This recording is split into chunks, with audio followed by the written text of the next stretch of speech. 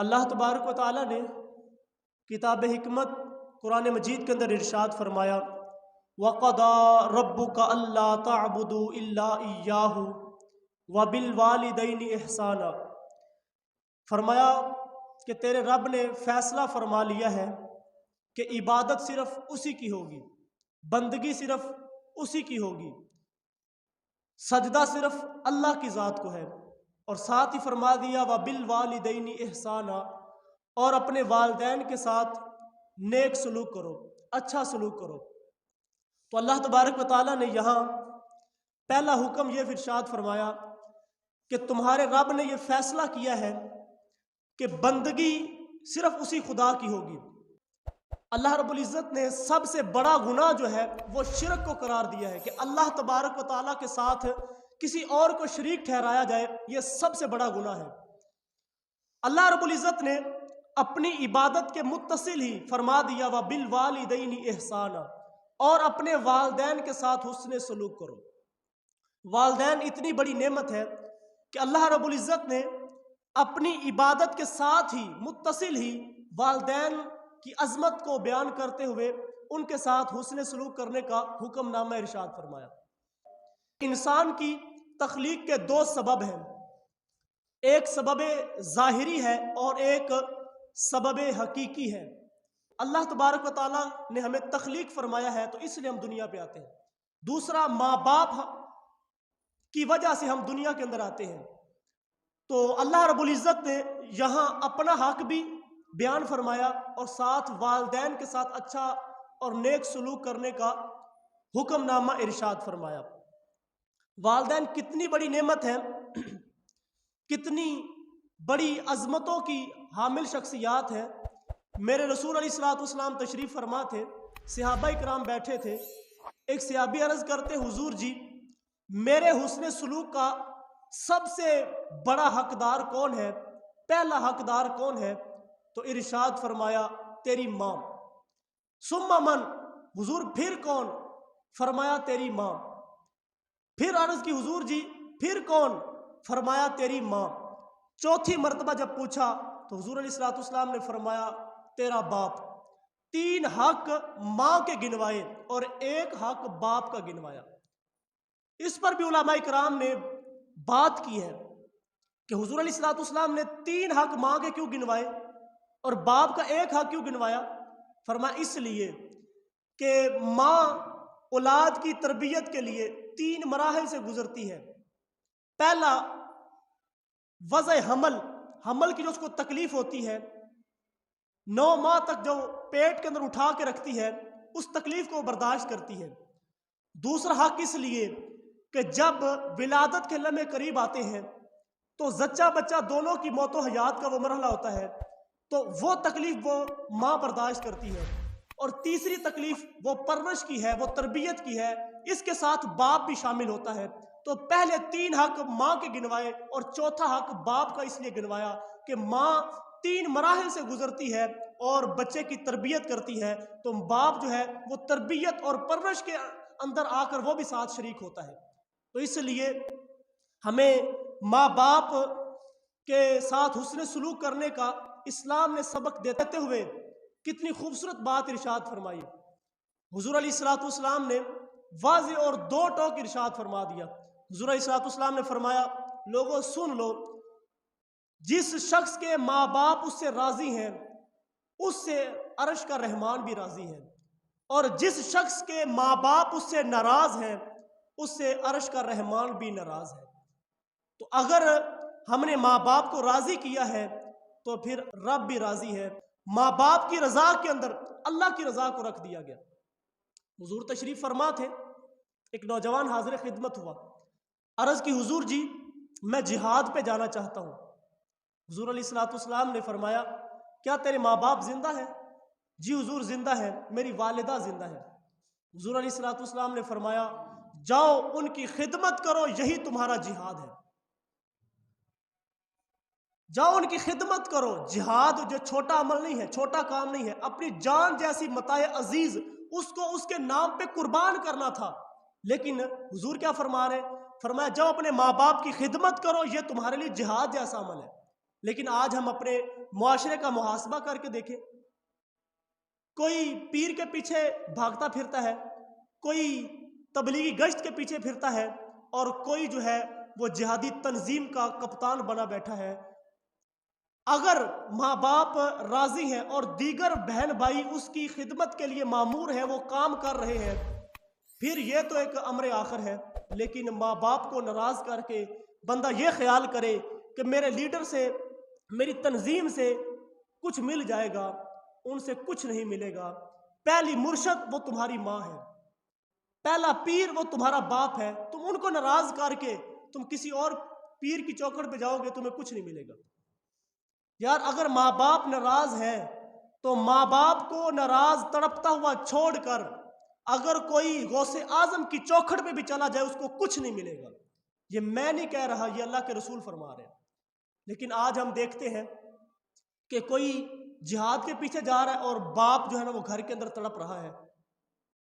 ماں کو ضرورت ہے بیٹے کی، لیکن بیٹا تبلیغی گشت کے پیچھے پھر رہا ہے۔ ماں باپ جو ہے نا فالج کے اندر مبتلا ہیں اور وہ تڑپ رہے ہیں، ان کے پاس کوئی خدمت کرنے کے لیے نہیں ہے، اور بیٹا جو وہ پیر کی چوکھٹ مال کے بیٹھا ہوا ہے اور وہاں پہ وہ جھاڑو لگا رہا ہے۔ تو یہ اسلام کا مزاج نہیں ہے، یہ اسلام کا دیا ہوا مزاج نہیں ہے۔ میرے رسول علیہ السلام کی تربیت کا انداز دیکھیے کہ حضرت اویس کرنی رضی اللہ تعالیٰ عنہ خیر التابعین ہیں، حضور کا دور پایا ہے لیکن حضور سے ملاقات کا شرف حاصل نہیں ہوا۔ اس کی وجہ کیا ہے؟ حضرت اویس کرنی رضی اللہ تعالی عنہ آپ کی ایک نابینا اور بوڑھی والدہ تھی، تو آپ ان کی خدمت کیا کرتے تھے، تو اس وجہ سے حضرت اویس کرنی حضور کی علیہ الصلوۃ والسلام کی چوکھٹ پہ حاضر نہیں ہوئے، حضور علیہ الصلوۃ والسلام کے در پہ حاضر نہیں ہوئے۔ حضرت اویس کرنی تڑپتے تھے لیکن وہ جانتے تھے جس رسول کی یاد کے اندر میں تڑپ رہا ہوں، اسی رسول کے کہنے پہ ماں کی خدمت کر رہا ہوں نا۔ اسی رسول نے فرمایا ہے اگر باپ راضی ہے، ماں راضی ہے، تو عرش کا رحمان بھی راضی ہے۔ تو یہ ہو نہیں سکتا کہ میرا رسول میری اس حالت سے باخبر نہ ہو، اور اصل میں حقیقت بھی یہی تھی۔ حضور علیہ الصلوۃ والسلام اپنی قبا کے بٹن کھولتے ہیں اور یمن کی طرف رخ نور کر کے لمبے لمبے سانس لیتے ہیں، اور حضور فرماتے ہیں مجھے یمن سے یار کی خوشبو آ رہی ہے۔ قریب بیٹھنے والوں نے کہا حضور اتنا وہ پیار کرتا ہے؟ فرمایا وہ بڑا پیار کرتا ہے مجھ سے، بڑی محبت کرتا ہے۔ عرض کی حضور جی یمن کوئی دور تو نہیں ہے، کوئی حبشے سے چلا تو بلال آ گیا، کوئی روم سے چلا تو حضرت صہیب رومی قریب آ گئے، کوئی فارس سے چلا تو حضرت سلمان فارسی وہ قربت میں آ کے بیٹھ گئے، کوئی مکے سے چلا، کوئی مدینے سے چلا، یمن کوئی دور تو نہیں ہے، وہ قریب بیٹھا وہ آ نہیں رہا۔ حضور نے فرمایا اس کی نبینا اور بوڑھی ماں ہے جس کی خدمت اسے میرے حضور تک آنے روکے ہوئی ہے۔ حضور نے فرمایا کوئی ملے اویس بن عامر سے اور اس سے کہے کہ میری امت کے لیے بخشش کی دعا کر دے، اس سے کہے کہ میری امت کی بخشش کے لیے دعا کر دے۔ اس سے کیا پتا چلا کہ جو ماں باپ کو راضی رکھتا ہے، جو ماں باپ کی خدمت کرتا ہے، ان کی دعائیں قبول ہوتی ہیں، ان کی دعائیں قبول ہوتی ہیں۔ اور علماء نے لکھا ہے کہ جو ساری زندگی ماں باپ زندہ ہوں تب بھی، ماں باپ فوت ہو جائیں تب بھی، جو ساری زندگی اپنے والدین کے لیے دعائیں مغفرت کرتا رہتا ہے، اللہ تعالیٰ ان کے رزق کے اندر کبھی بے برکتی آنے نہیں دیتا، برکت رکھتا ہے ان کے رزق کے اندر جو ان کے لیے دعائیں مغفرت کرتے رہتے ہیں۔ حضرت ابو ہریرہ رضی اللہ تعالیٰ عنہ ہاتھ اٹھا کے دعا مانگتے ہیں، یا اللہ میری مغفرت فرما، میری والدہ کی مغفرت فرما، اور جو قیامت تک ہم دونوں کے لیے دعائیں مغفرت کرے اس کی بھی مغفرت فرما دے۔ ایک بزرگ تھے، وہ جب بھی دعا مانگتے تھے یا اللہ کہتے تھے یا اللہ ابو ہریرہ کی مغفرت فرما، حضرت ابو ہریرہ کی والدہ کی مغفرت فرما۔ تو جو قریب بیٹھنے والے تلامذہ تھے وہ کہنے لگے حضرت ابو ہریرہ کے ساتھ آپ کو کوئی خاص پیار ہے؟ کسی اور صحابی کا آپ نام نہیں لیتے، انہی کا نام لے کے دعا کرتے ہیں۔ آپ فرماتے جو پیار ہے وہ تو ہے، لیکن میں دعا کر کے اپنی بخشش پکی کرواتا ہوں، وہ اس لیے کہ حضرت ابو ہریرہ نے دعا کی ہوئی ہے کہ یا اللہ جو قیامت تک میرے لیے، میری والدہ کے لیے دعا کرے تو اس کی بھی مغفرت فرما، میں تو دعا کر کے اپنی مغفرت پکی کرواتا ہوں۔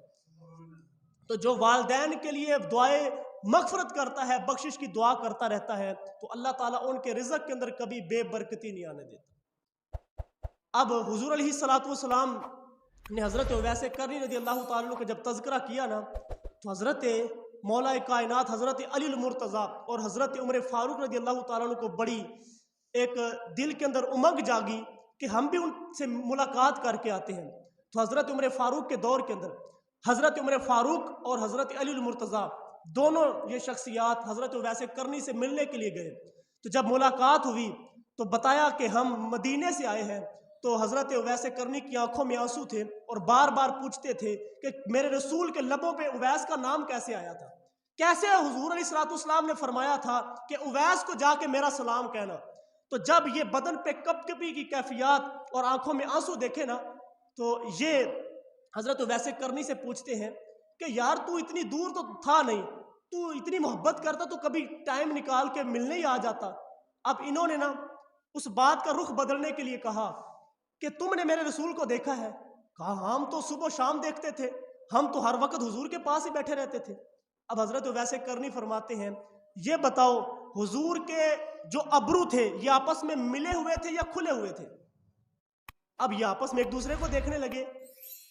آپ نے فرمایا بتاؤ نا، تم نے تو دیکھا، میں نے تو دیکھا نہیں۔ انہوں نے کہا حضرت آپ ہی بتائیں۔ آپ نے فرمایا میں بتاؤں جس نے دیکھا نہیں ہے، میں بتاؤں جس نے دیکھا نہیں ہے؟ کہا آپ بتائیں۔ حضرت اویس کرنی فرماتے ہیں اگر کوئی دور سے حضور کو دیکھتا تھا نا تو حضور کے ابرو جڑے ہوئے نظر آتے تھے، جو قریب آ کے دیکھتا تھا تو کھلے ہوئے نظر آتے تھے۔ اس سے کیا پتا چلا حضرت اویس کرنی دور بیٹھ کے بھی حضور علیہ السلام کے نیڑے ہونے کا، قربت کا مزہ لیا کرتے تھے اور وہ دل رسول علیہ السلام کے اندر تڑپا کرتے تھے۔ تو جو والدین کی خدمت کرتا ہے، جو والدین کے ساتھ حسن سلوک کرتا ہے، وہ حضور علیہ السلام کی قربت کو بھی حاصل کر لیتا ہے، وہ حضور علیہ السلام کے دل کے قریب ہوتا ہے۔ تو میرے رسول علیہ السلام کی تربیت کا یہ انداز ہے کہ والدین کو پہلا حق دیا گیا ہے حسن سلوک کے اندر، حقوق العباد کے اندر پہلا حق والدین کا گنوایا گیا ہے۔ تو جن لوگوں نے ماں باپ کی خدمت کی ہے، ان سے دعائیں لی ہیں، تو اللہ تعالیٰ نے ان کو رتبہ بھی عطا فرمایا ہے، ان کو بلندیوں پہ پہنچا دیا ہے۔ آپ جتنے بھی بڑے بڑے لوگوں کا تذکرہ کھول کے دیکھیں گے، پڑھیں گے تو آپ کو نظر آئے گا پیچھے ماں کی دعائیں ہیں، پیچھے باپ کی سسکیاں ہیں۔ حضرت با یزید بستامی رحمۃ اللہ تعالیٰ علیہ ایک دن ماں سے عرض کرتے ہیں ماں جی میں اکیلا ہوں اور رب کے بھی حقوق ہیں اور آپ کے بھی حقوق ہیں، میں دو شخصیات، دو ذاتوں کے حق اکیلا پورا نہیں کر سکتا، تو لہٰذا مجھے آپ اس طرح کریں میرے جو حق ہیں وہ معاف کر دیں تاکہ میں اللہ کے حق پورے کر لوں۔ وہ ماں تھی نا، ماں پیار کرنے والی، رب سے بھی پیار کرنے والی تھی، تو ماں نے کہا ٹھیک ہے بیٹا میں نے اپنے حق معاف کیے، جا تو رب کو راضی کر لے۔ حضرت با یزید بستامی رحمۃ اللہ تعالیٰ علیہ آپ فرماتے ہیں میں رب کا نام لیتے ہوئے جنگلوں کی طرف دوڑ لگا دی، 12 سال تک اللہ کا ایسا ذکر کیا، اللہ کی یاد میں ایسا مگن ہو گیا کہ اپنی ہستی ہی مٹا ڈالی، اپنے آپ کا خیال ہی نہیں رہا اور عجیب حالت بنا لی، 12 سال تک اس کا نام لیتا رہا۔ ایک دن میں بستام شہر کے قریب سے گزرنے لگا تو میرے دل کے اندر خیال آیا کہ یار ماں سے ملاقات کر جاؤں، تو رات کا وقت تھا، دروازے کے پاس آیا تو دستک دینے لگا نا تو ہاتھ رک گیا کہ با یزید ساری عمر ماں کو کوئی سکھ تو دیا نہیں، آج ماں آرام سے سوئی ہوگی تو جو ہے نا نوک کرے گا دروازہ، دستک دے گا تو ماں کو تکلیف ہوگی، وہ اٹھ کے آئے گی، چلو ٹیک لگا کے یہاں پہ بیٹھ جا، جب ماں اٹھے گی تو خود ہی دروازہ کھول دے گی، پھر دستک دے لینا۔ اب بیٹا جو ہے نا وہ ٹیک لگا کے وہ چوکھٹ پہ ہی بیٹھ جاتا ہے، دروازے پہ ہی بیٹھ جاتا ہے۔ جب تہجد کے لمحے قریب آئے، جب سحری کے وقت کی گھڑیاں آئیں تو حضرت با یزید بستامی رحمۃ اللہ تعالیٰ علیہ آپ کی والدہ وضو بنانے کے لیے اٹھی۔ وہ مائیں اگر با یزید کی ماں تھی تو وہ تہجد کے لیے اٹھا بھی کرتی تھی، آج ماں تو فجر کے لیے نہیں اٹھتی اور بیٹے سے کہتی کہ یہ بیٹا اللہ کا ولی بن جائے، خود تو اٹھتی نہیں ہے، بیٹا کیسے بنے گا؟ ماں کو خود تربیت کرنی پڑے گی۔ اب ماں جو ہے نا تہجد کے لیے اٹھی اور جب وضو کیا تو پانی جو ہے نالی کے اندر آیا تو سمجھ گئے کہ ماں اٹھ گئی ہے، تو بیٹے نے دستک دی، تو جب دستک دی تو اندر سے میٹھے لہجے سے آواز آئی بیٹا با یزید میں ابھی آئی۔ اللہ 12 سال کے بعد بیٹے نے دستک دی ہے، ماں تو دستک دینے کے انداز سے سمجھ جاتی ہے کس پتر نے دستک دی ہے۔ کوئی گھنٹی پہ آ کے رات کے 12 بجے بیل پہ جو نا ہاتھ رکھتا ہے تو ماں سمجھ جاتی ہے یہ گھنٹی اس وقت کون سا بیٹا دے رہا ہے۔ سارے گھر والے سو جاتے ہیں، لیکن ایک ماں ہوتی ہے وہ بیٹے کا انتظار کرتی رہتی ہے کہ میرا پتر آئے گا نا، وہ ڈیوٹی کر کے 12 بجے آتا ہے تو بیٹا آئے گا تو پھر میں آرام سے سوؤں گی۔ بیٹے دوسرے کہتے ہیں ماں تجھے پتا جو ہے وہ تیرا بیٹا جو ہے وہ آتا ہی 12-1 بجے، اس کی روٹین ہے، تو آرام سے سو جا۔ اس نے کہا نہیں، مجھے نیند نہیں آتی جب تک میرا بیٹا گھر پہ آ جائے۔ تو یہ ماں باپ ہوتے ہیں۔ تو جب حضرت باعث بستامی رحمۃ اللہ تعالیٰ علیہ آپ کی والدہ نے دروازہ کھولا تو کیا دیکھا کہ پرا گندہ حالت ہے، بال بکھرے ہوئے ہیں اور عجیب حالت ہے، تو فوراً ہاتھ اٹھا لیے، یا اللہ میرا بیٹا 12 سال ہو گئے تھے تیرے راستے کے اندر نکلا تھا، تیری جستجو میں نکلا تھا، تو نے اس کو اپنا قرب نہیں عطا کیا، یا اللہ میرے بیٹے کو اپنا قرب عطا کر دے۔ حضرت باز یزید بستامی رحمۃ اللہ تعالیٰ علیہ آپ فرماتے ہیں 12 سال کی میری محنت وہ ایک طرف، ماں کے اٹھے ہوئے ہاتھ وہ ایک طرف، جو میری منزلیں طے ہونے کے لیے رکی ہوئی تھی وہ منزلیں فوراً طے ہو گئی اور اللہ تعالیٰ نے اپنا قرب عطا فرما دیا۔ تو یہ ماں باپ ہوتے ہیں جن کی دعائیں اگر بندہ لے تو اللہ تعالیٰ اپنا قرب بھی عطا کر دیتا ہے، اپنے رسول کا قرب بھی عطا کر دیتا ہے۔ تو حضور علیہ السلام کی یہ تربیت کا انداز ہے کہ حضور علیہ السلام کے پاس بیٹھنے والے اور حضور علیہ السلام سے فیض لینے والے جتنے بھی آپ لوگوں کو دیکھیں گے، انہوں نے والدین کی خدمت کر کے اس زمانے کے اندر اپنا مقام پایا ہے۔ تو اللہ تبارک و تعالیٰ نے قرآن مجید کے اندر اسی بات کو بیان کرتے ہوئے فرمایا ہے کہ تیرے رب نے یہ فیصلہ کر لیا ہے کہ اس کی عبادت کی جائے گی، اس کے سوا کسی اور کی عبادت نہیں کی جائے گی، اور اپنے والدین کے ساتھ حسن سلوک کرو۔ اور آگے چل کے ارشاد فرمایا اگر ان دونوں میں سے وہ دونوں یا ان دونوں میں سے ایک تجھے بڑھاپے کے اندر پہنچ جائے اور تجھے ملے تو تو ان کے لیے نرمی کا رویہ اختیار کر، ان کے لیے اپنے بازو پھیلا دے اور ان کو اف بھی نہیں کہنا، ان کے سامنے اف بھی نہیں کرنا۔ اور ایک بزرگ فرماتے ہیں کہ اف کا مطلب یہ ہے کہ تم والدین کی خدمت کرو، وہ بڑھاپے کے اندر چلے جائیں، تو بعض اوقات اس طرح ہوتا ہے کہ والدین بوڑھے ہو گئے اور وہ بولو براز اوپر ہی کر لیتے ہیں، تو بچے ان کو سنبھالتے تو ہیں لیکن بچے اس بدبو سے اور اس تعفن سے بچنے کے لیے منہ کے اوپر کپڑا رکھ لیتے ہیں۔ تو علماء نے لکھا کہ ہو سکتا ہے کہ تم کپڑا رکھو تو ماں باپ یہ سمجھیں کہ میرے بیٹے کو مجھ سے بو آ رہی ہے، مجھ سے نفرت ہو رہی ہے، تو ماں باپ کو کہیں پریشانی نہ ہو۔ اف کا مطلب یہ ہے کہ تم ماں باپ کی خدمت کرو تو منہ پہ کپڑا نہ رکھو، اس بدبو کو برداشت کر لو لیکن ماں باپ کو پریشانی نہ دو اور ان کی پریشانی کا سامان نہ پیدا کرو۔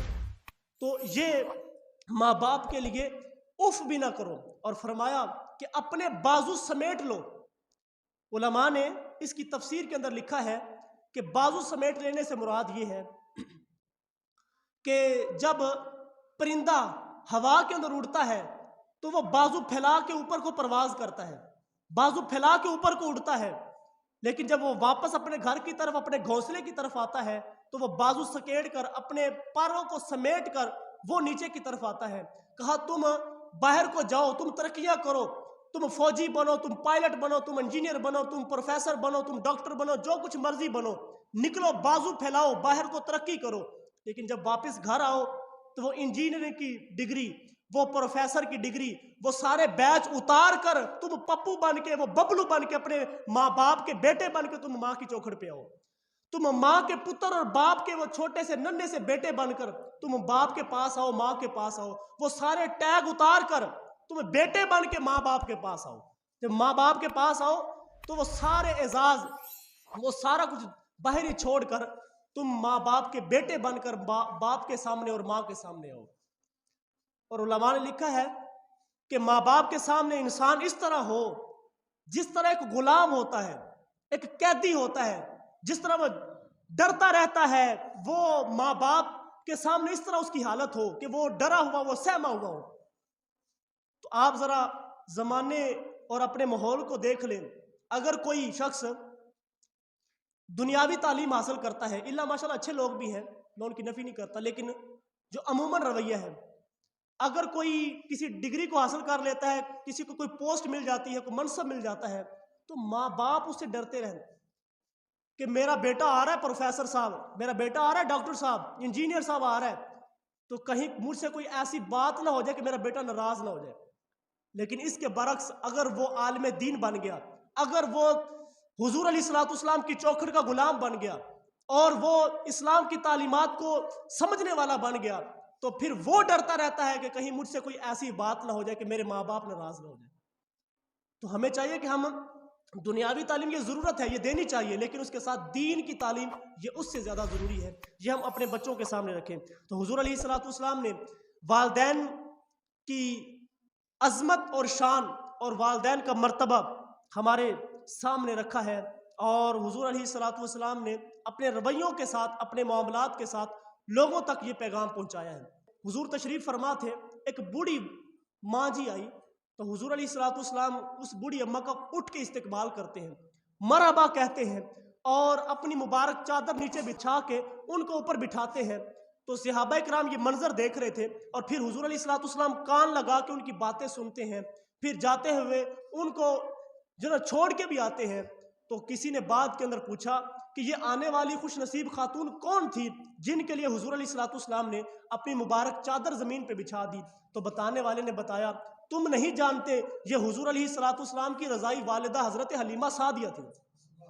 یار سگی ماں تو سگی ماں ہے، حضور علیہ الصلوۃ والسلام نے دودھ پلانے والی ماں کے ساتھ بھی یہ معاملہ محبت فرما کر، یہ سلوک فرما کر امت کے سامنے یہ پیغام رکھا ہے، یہ عملی ثبوت حضور علیہ الصلوۃ والسلام نے امت کے سامنے رکھا ہے۔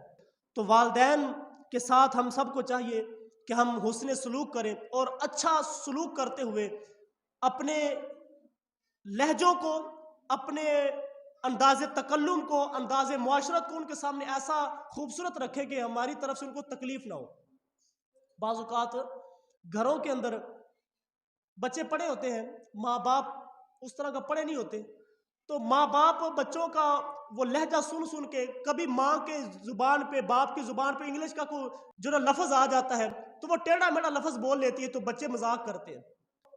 یہ وہی ماں باپ تھے جنہوں نے حرف حرف کر کے ہم کو بولنا سکھایا تھا، ایک ایک لفظ کر کے ہمیں بولنا سکھایا تھا، آج ہم انہی کا مذاق اڑا رہے ہیں۔ تو ماں باپ کے لیے ہمیشہ اپنے بازوؤں کو سمیٹ کر ان کے سامنے حاضر خدمت ہوا جائے، اور ان کی خدمت کے اندر اپنا سب کچھ قربان کر دیا جائے، اپنا سب کچھ ان کی خدمت پہ لگا دیا جائے، اور ماں باپ کا حق بندہ دے ہی نہیں سکتا۔ حضور علیہ الصلوۃ والسلام تشریف فرما تھے، ایک شخص آیا، عرض کی حضور جی میں نے اپنے ماں باپ کی ایسی خدمت کی ہے کہ جس طرح وہ مجھے سنبھال رہے تھے بچپن کے اندر، میں نے بھی ان کی اس طرح خدمت کی ہے۔ تو معاملہ ایسا بنا، ماحول ایسا بن گیا کہ وہ جس طرح میں بچپن کے اندر میری وہ خدمت کرتے تھے، پرورش کرتے تھے، میں بھی ان کی اسی طرح ہی خدمت کرتا ہوں، اسی طرح ہی ان کا بول و براز، اسی طرح ہی وہ سارا کچھ میں کرتا ہوں، اٹھاتا ہوں۔ تو کیا میں نے اپنے والدین کے حق پورے کر دیے؟ حضور علیہ الصلوۃ والسلام نے فرمایا، تو کیسی بات کر رہا ہے؟ جب تیرے ماں باپ تجھے بچپن کے اندر اٹھاتے تھے، تیرا بول و براز صاف کرتے تھے، تو ساتھ تیری لمبی عمر کے لیے دعا بھی کرتے تھے کہ یا اللہ میرے پتر کو تتی ہوا نہ لگے، میرے پتر کی خیر ہو۔ لیکن اس کے برعکس تو اپنے والدین کی خدمت تو کرتا ہوگا اسی طرح، لیکن جب تو اپنے ماں باپ کا بوجھ اور ان کا بول و براز اٹھاتا ہے تو ساتھ ان کے پردے کے لیے دعا کرتا ہے، تو ان کی لمبی عمر کے لیے دعا نہیں کرتا، تو یہ کہتا ہے کہ اللہ بابے کو پردہ دے دے، اللہ اماں کو پردہ دے دے، تو ان کے پردے کے لیے دعا کرتا ہے، تو جو ہے نا ان کی اس دنیا سے کوچ کی دعا کرتا ہے، تو نے اپنے ماں باپ اور اپنے والدین کے حق کیسے پورے کر دیے؟ تو والدین کے حق بندہ پورے نہیں کر سکتا۔ حضور نے فرمایا کہ والدین کے حق پورے نہیں ہو سکتے الا یہ کہ وہ غلام ہو اور جو اولاد ہے وہ ان کو خرید کر آزاد کروا دے، لیکن باقی کسی بھی معاملے کے اندر والدین کے حق بندہ ادا نہیں کر سکتا۔ تو والدین کے لیے ہمیشہ ہمیں دعائے مغفرت کرتے رہنا چاہیے، اور ان کے لیے دعا کرتے رہنا چاہیے، ماں باپ زندہ ہوں تب بھی، اس دنیا سے چلے جائیں تب بھی دعا کرتے رہنا چاہیے۔ اور ابھی میں نے عرض کیا کہ جس شخص نے ماں باپ کے لیے دعائے مغفرت کی، اللہ تعالیٰ ان کے رزق کے اندر کبھی بے برکتی نہیں آنے دیتا، اللہ تعالیٰ ان کے لیے برکت رکھ دیتا ہے ان کے ہر انداز کے اندر۔ اچھا، ماں باپ نیک ہوں تو ان کے لیے دعا کرنی چاہیے، لیکن ماں باپ اگر گناہ گار بھی ہیں، بدکار بھی ہیں، جس طرح بھی ہیں، پھر بھی ان کے لیے دعا کرو، پھر بھی ان کے لیے دعائے مغفرت کرو، دعائے بخشش کرو۔ حضور علیہ الصلوۃ والسلام تشریف فرما تھے، حضرت ابو ہریرہ رضی اللہ تعالیٰ عنہ حضور علیہ الصلوۃ والسلام سے بات کرتے ہیں، سنتے ہیں اور گھر چلے جاتے ہیں۔ اب یہ اکیلے ہی بھائی تھے، ان کے کوئی بہن بھائی بھی نہیں تھے، شادی بھی نہیں کی، ماں اکیلی تھی، تو ماں کے پاس جاتے تو ماں کافرہ تھی۔ اب ان کو تو حضور علیہ الصلوۃ والسلام کے علاوہ کوئی بات ہی نہیں آتی، جب یہ گھر جاتے حضور کی بات کرتے تو ماں کو اچھی نہیں لگتی تھی، تو ماں نے نا کوئی ایسی بات کر دی کہ جو حضور کی شان نہیں تھی۔ تو حضرت ابو ہریرہ رضی اللہ تعالیٰ نے جب یہ بات سنی نا تو دل نہ پریشان ہو گیا، دکھی دل کے ساتھ ماں سے کہا، ماں جی تمہاری بڑی شان و شوکت ہے، بڑی عظمت ہے، لیکن حضور کے مقابلے کے اندر کچھ نہیں ہے۔ میں حضور علیہ الصلوۃ والسلام کی بات یہ سننا برداشت نہیں کرتا۔ تو ماں کو سلام کیا اور جو نا رخصت ہوئے۔ جب واپس نکلے نا گھر سے باہر تو دل کے اندر خیال آیا کہ ابو ہریرہ ایک ہی دنیا پہ سہارا تھا اور وہ بھی تو نے چھوڑ دیا۔ پھر دوسرے لمحے دل کے اندر خیال آیا کہ یار آؤ نا اسی چوکھٹ پہ یہ دکھڑا بیان کرتا ہوں جس چوکھٹ پہ جانے والا کبھی خالی ہاتھ ہی نہیں آیا۔ تو حضور علیہ الصلوۃ والسلام کی بارگاہ کے اندر آئے اور آ کے عرض کی، حضور جی اوروں کو بلا بلا کے نوازتے ہو، میری ماں کے لیے بھی دعا کر دو نا، میری ماں کی ہدایت کے لیے بھی دعا کر دو نا، اور ساتھ رونے لگ پڑے حضرت ابو ہریرہ رضی اللہ تعالیٰ عنہ۔ تو حضور علیہ الصلوۃ والسلام نے جب یہ بات سنی اور یہ منظر دیکھا نا، حضور نے ہاتھ اٹھا لیے اور فرمایا، اے اللہ ابو ہریرہ کی ماں کو ہدایت عطا فرما دے۔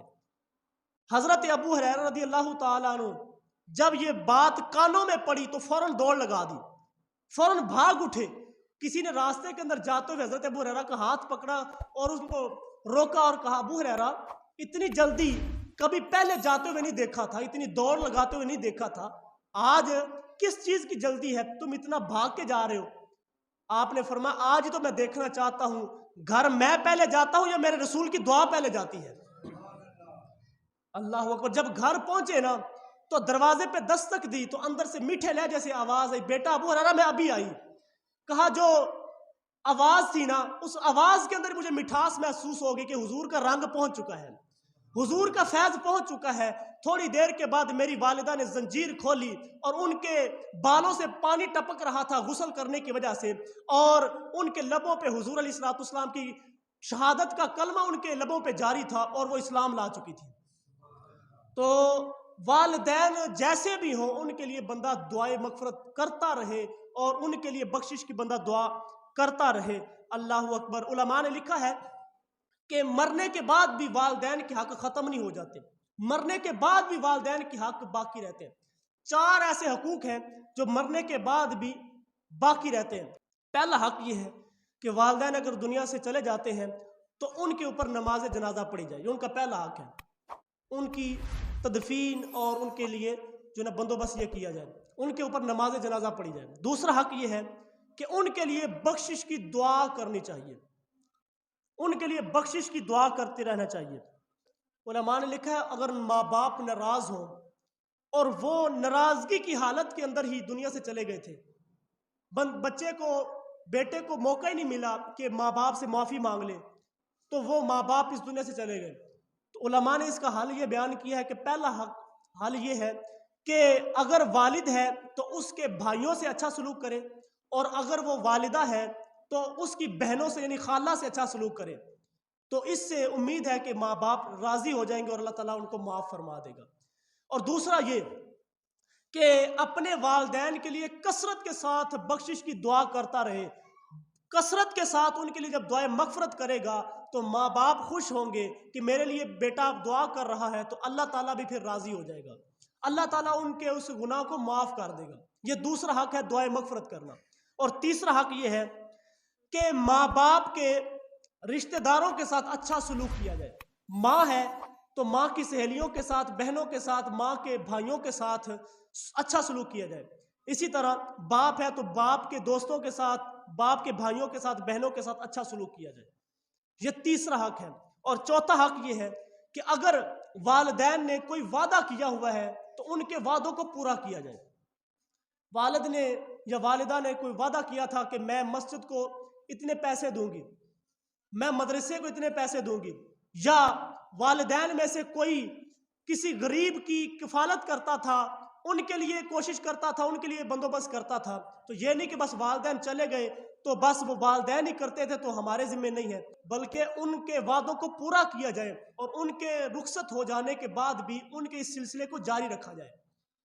تو ہمیں چاہیے کہ ہم ان 4 حقوق کو پورا کریں۔ اللہ اکبر۔ حضور علیہ الصلوۃ والسلام نے فرمایا کہ 4 لوگ ایسے ہیں جن کو جنت کی خوشبو بھی سونگھنے کو نہیں ملے گی، نصیب نہیں ہوگی۔ جنت کی جو خوشبو ہے نا، وہ 1000 سال کی مدت اور فاصلے سے ہی، اتنی دوری سے ہی آنا شروع ہو جائے گی۔ 1000 سال بندہ دور ہوگا نا جنت سے، پہلے ہی خوشبو آنا شروع ہو جائے گی۔ لیکن فرمایا 4 لوگ ایسے ہیں جن کو جنت کی خوشبو تک نہیں ان کو نصیب ہوگی۔ پہلا شخص فرمایا جو قطع رحمی کرتا ہے، جو رشتے توڑتا ہے، جو رشتے توڑتا ہے ان کو، اس شخص کو بھی جنت کی خوشبو تک نصیب نہیں ہوگی۔ اور اس حوالے سے یہ بات بھی ذہن نشین رہے، بعض اوقات اس طرح ہوتا ہے کہ باپ اپنے بھائی سے ناراض ہوتا ہے اور وہ بیٹوں کو بھی کہتا ہے کہ تم نے اپنے چچا تایا کو نہیں بلانا، اپنی پھپھو کو نہیں بلانا۔ ماں جو ہے وہ اپنے بہن بھائیوں سے ناراض ہوتی ہے تو بچوں کو کہتی ہے کہ تم نے ان کو نہیں بلانا۔ یہ ہمارے معاشرے کے اندر عموماً پایا جاتا ہے۔ اب بچے کہتے ہیں کہ ٹھیک ہے جی، میری رشتہ داری تو ماں باپ کی وجہ سے تھی نا، ماں باپ کے پیچھے میرے چچا تایا تھا اور ماموں اور خالہ تھے، اگر وہ نہیں بلاتے تو میں بھی نہیں بلاتا۔ تو علماء نے لکھا نہیں، ماں باپ کی بات کو بھی ماننا ہے، لیکن ماں باپ اب غلط سبق دے رہے ہیں، ماں باپ رشتوں کو توڑنے کی بات کر رہے ہیں اور تمہارا رب رشتوں کو جوڑنے کی بات کرتا ہے، اس لیے اللہ کی اطاعت کے اندر بندوں کی اطاعت کو قبول نہیں کیا جائے گا۔ ہاں یہ تم کرو کہ تم اپنے ان رشتہ داروں کے ساتھ حسن سلوک کرو، مگر ماں باپ سے چھپ چھپ کے کرو، تاکہ ماں باپ کو تکلیف نہ ہو، ماں باپ کی دل آزاری نہ ہو، ان کو برا نہ لگے، تو تم ان کے ساتھ اپنا رشتہ محبت کا رکھو، لیکن ماں باپ سے ذرا چھپ کے رکھو۔ تو دوسرا وہ شخص پہلا شخص وہ جو قطع رحمی کرتا ہے، رشتوں کو توڑتا ہے، وہ جنت کی اس کو خوشبو بھی محسوس، ان کو جنت کی خوشبو بھی نصیب نہیں ہوگی۔ اور دوسرا وہ شخص فرمایا جو بوڑھا زانی ہے، جو بڑھاپے کے اندر بھی پہنچ گیا ہے لیکن پھر بھی بدکاری نہیں چھوڑتا، بوڑھا زانی، اس کو جنت تو جنت رہی، جنت کی خوشبو بھی نصیب نہیں ہوگی۔ اور تیسرا وہ شخص فرمایا کہ تکبر کی وجہ سے جس کی شلوار ٹخنوں سے نیچے رہتی ہے اس کو بھی جنت کی خوشبو نصیب نہیں ہوگی۔ اور چوتھا وہ شخص فرمایا کہ جس کے ماں باپ اس سے ناراض ہیں، جو ماں باپ کا نافرمان ہے، اس کو بھی جنت کی خوشبو نصیب نہیں ہوگی۔ تو ہمیں چاہیے کہ ہم ماں باپ کے ساتھ اچھا سلوک کریں اور ماں باپ کو ٹائم دیں، ماں باپ کے ساتھ بیٹھیں۔ یار ماں باپ اتنی بڑی عظمتوں کا حوالہ ہے، اتنی بڑی شان و شوکت رکھتے ہیں، میں اور آپ تو کیا، اس کی کمی کو میرے رسول علیہ الصلوۃ والسلام بھی محسوس کرتے ہیں۔ حضور علیہ الصلوۃ والسلام، مسجد نبوی کا ماحول ہے، آقا کریم علیہ الصلوۃ والسلام مسجد نبوی کے اندر مبارک قدم رکھتے ہیں، جو ہی حضور علیہ الصلوۃ والسلام نے قدم رکھا تو صحابہ کرام نے اٹھ کے حضور کا استقبال کیا۔ یہ محبتوں بھرا ہجوم جب دیکھا نا تو حضور علیہ الصلوۃ والسلام کی آنکھوں میں آنسو آ گئے اور حضور علیہ الصلوۃ والسلام نے ایک ٹھنڈی آہ بھری اور کیا فرمایا؟ فرمایا کاش آج میرے ماں باپ زندہ ہوتے، کاش آج میرے ماں باپ زندہ ہوتے۔ انسان نے دکھوں کا دور دیکھا ہو نا، تو جب اللہ تعالیٰ بعد کے اندر آسانیاں دے دے نا تو بندے کی خواہش ہوتی ہے کہ کاش آج میرے ماں باپ زندہ ہوتے نا۔ میں اس وقت کو میرے ماں باپ نے دیکھا تھا جب گھر کے اندر میرے پاس سائیکل بھی نہیں تھی، آج گاڑیوں کی ریل پیل دیکھتے۔ میرے ماں باپ نے اس وقت کو بھی دیکھا تھا جب اوپر اچھی طرح چھت بھی نہیں تھی، آج کوٹھیاں، آج بنگلے دیکھتے۔ میرے ماں باپ نے ہمیں غربت کے دور کے اندر دیکھا تھا، تو بندہ یہ آرزو کرتا ہے آج میرے پاس اتنی دولت ہے تو کاش آج میرے ماں باپ ہوتے، میں ان کو ذرا سجا کے سنوار کے بڑے پلنگ پہ بٹھاتا، بڑے بیڈ پہ بٹھاتا، اے سی آن کرتا اور ان کی خدمت کرتا۔ بندہ یہ آرزو کرتا ہے۔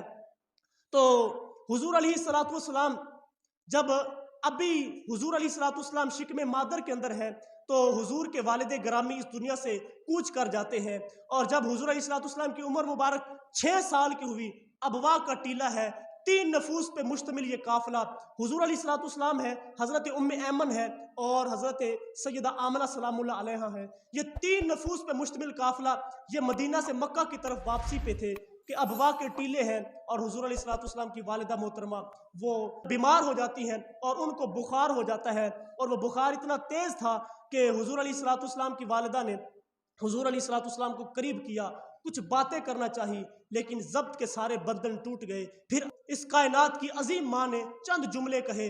حضرت آمنہ سلام اللہ علیہا آپ فرماتی ہیں بیٹا ہر زندہ نے فنا ہو جانا ہے، ہر نئے نے پرانا ہو جانا ہے، میں بھی اس دنیا سے جا رہی ہوں لیکن میرا ذکر نہیں مٹے گا، اس لیے کہ میں تیرے جیسا ستھرا بیٹا چھوڑ کے جا رہی ہوں۔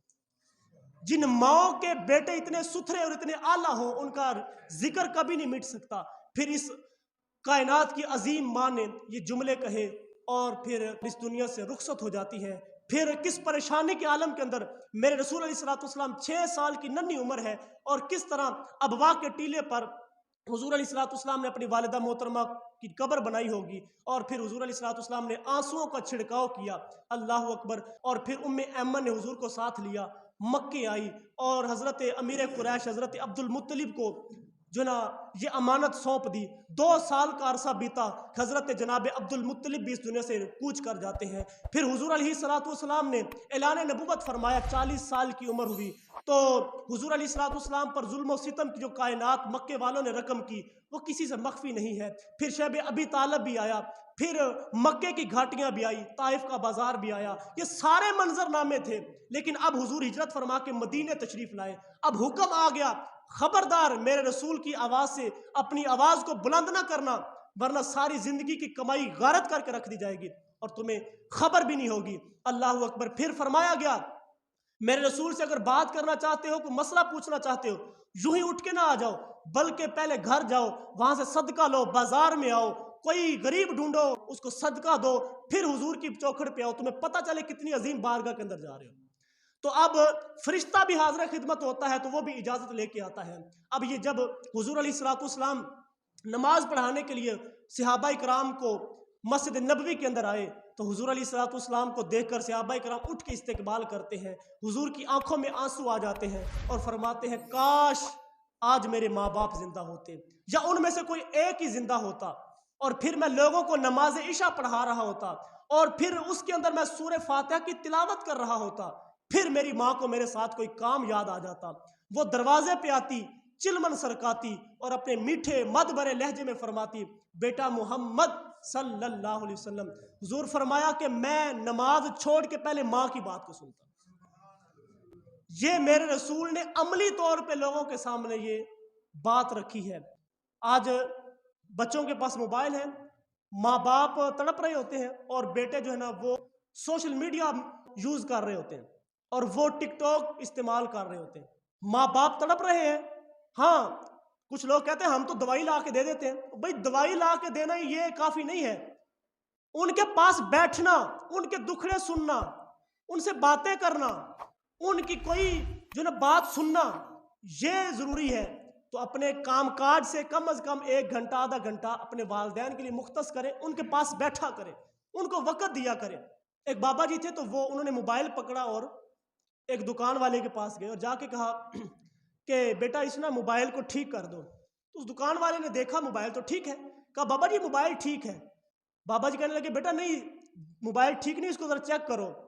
تو دکان والے نے پھر چیک کیا، دیکھا کہ موبائل ٹھیک ہے۔ اب دوسری مرتبہ اس نے کہا بابا جی موبائل تو ٹھیک ہے۔ تو بابے نے اس موبائل کو پکڑا اور آنکھوں میں آنسو آ گئے اور کہا بیٹا اگر یہ موبائل ٹھیک ہے تو میرے پتر کی کال کیوں نہیں آتی، میرے بیٹے کی پھر کال کیوں نہیں آتی؟ کتنا عرصہ بیت جاتا، ماں باپ کا حال ہی نہیں پوچھتے، ان کے پاس بیٹھتے ہی نہیں ہیں، ان کو ٹائم ہی نہیں دیتے۔ تو ماں باپ کے پاس بیٹھا جائے، ان کو وقت دیا جائے۔ ماں باپ بہت بڑی دولت ہوتے ہیں، بہت بڑی دولت ہوتے ہیں، ان سے پوچھئے جن کے پاس یہ دولت نہیں ہے، ان سے پوچھئے جن کے پاس یہ چیز نہیں ہے۔ وہ ماں باپ ہوتے ہیں جو اپنا آپ سب کچھ وہ بیچ دیتے ہیں، لیکن بچوں کی تعلیم، بچوں کی تربیت اور بچوں کی پرورش کے لیے وہ سب کچھ وار دیتے ہیں۔ وہ کیا کسی نے کہا تھا کہ شہر میں آ کے پڑھنے والوں بھول گئے ہو کس کی ماں نے کتنا زیور بیچا ہے۔ تو یہ ماں باپ ہوتے ہیں۔